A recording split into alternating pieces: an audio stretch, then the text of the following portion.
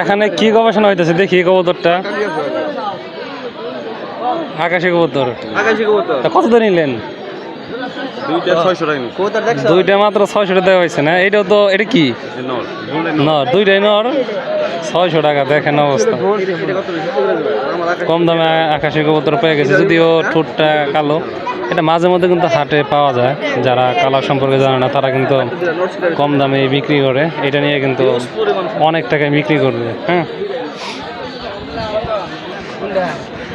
দেখেন এখানে কিছু কবুতর আছে, গ্রিবাজ আছে। ওইটা কি দেশি না? দেশি। ওইটা দেশি। ওই দুইটা কি জোড়া না? জোড়া। দাম কিরকম চাইতেছেন জোড়াটার? 700 টাকা। 700 টাকা। হাটে এখন বর্তমানে মানে কবুতরের দাম একটু কমে গেছে, বর্ষার সিজন তো।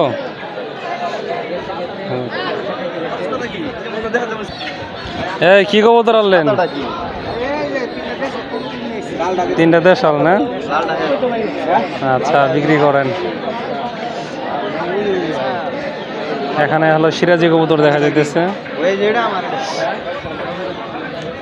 মানে বৃষ্টিতে হাটের অবস্থা কি অবস্থা।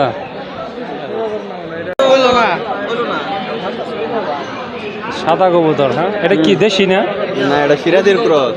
দেখি কবুতরটা দেখি। সিরাজির ক্রস না?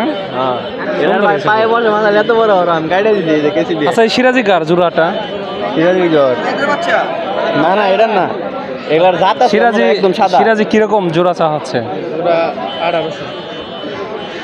সিরাজির জোড়া 1800 টাকা চাইতেছে। দেখেন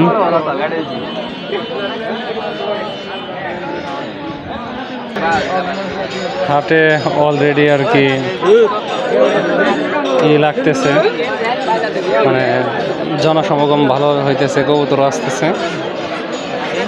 দেখেন